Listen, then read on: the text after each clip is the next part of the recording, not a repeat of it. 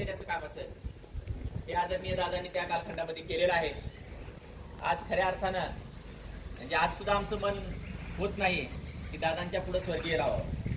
कारण अजून मी वाटतं की अचानक दादा कुठून तरी येतील आणि या महाराष्ट्राला आपण जर बघितलं असेल मागचा 5-6 दिवसाच्या पाठीमागे 8 दिवसाच्या पाठीमागे पुण्यामध्ये जो काही महाभयंकर पाऊस पडला, सगळीकडे रस्ते ओले झाले, दुर्घटना घडली मोशीच्या ठिकाणी, कचरा डेपोच्या त्या ठिकाणी सुद्धा जे काही लोक होते ज्यांचे नातेवाईक त्या ठिकाणी त्या कचरा डेपोच्या त्या बिल्डिंगमध्ये अडकून मयत झाले, त्यांच्या नातेवाईकांनी सुद्धा ज्यावेळेस सुनेत्राताई त्या ठिकाणी गेल्या त्यावेळी सांगितलं की आमचे दादा असतील तर निश्चितपणाने आम्हाला न्याय मिळाला असता.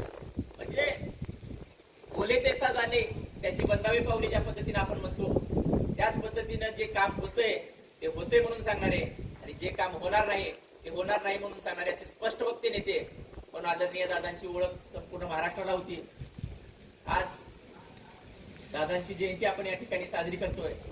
माझी आपल्या सर्वांना विनंती आहे की दादाची जर दिनचर्या आपण बघितले, दादांचं जर काम बघितलं तर सकाळी 6 वाजल्यापासून संध्याकाळी 11 वाजेपर्यंत प्रत्येक माणसाला भेटण्याचं काम दादांनी केलेलं आहे.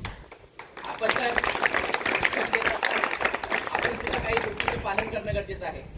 निश्चितपणानं चांगलं जर आपण अभ्यास केला, थोडस मेहनत केला तर निश्चितपणानं आपल्याला सुद्धा यश मिळतं. आज संपूर्ण महाराष्ट्र दादांची आठवण का काढतो? कारण तसा नेता आता पुन्हा होणे नाही. जो नेता सकाळी 6 वाजल्यापासून संध्याकाळी 11 वाजेपर्यंत म्हणजे कधीतरी एखादा दिवस 6 महिन्यातनं वर्षातनं एक दिवस जरी दादाची सुट्टी असेल तर संपूर्ण मीडियामध्ये दादा कुठे आहेत दादा कुठे आहेत अशा पद्धतीची चर्चा होती. त्याचं कारण असं आहे की दादा हा कामाचा माणूस होता आणि कामाच्या माध्यमातून संपूर्ण महाराष्ट्राला त्यांची एक ओळख होती आणि ती ओळख येणाऱ्या कालखंडामध्ये आपल्याला तशीच जपायची आहे. आज दादाच्या या जयंतीनिमित्त आपल्या सर्वांना शुभेच्छा देतो आणि थांबतो. धन्यवाद.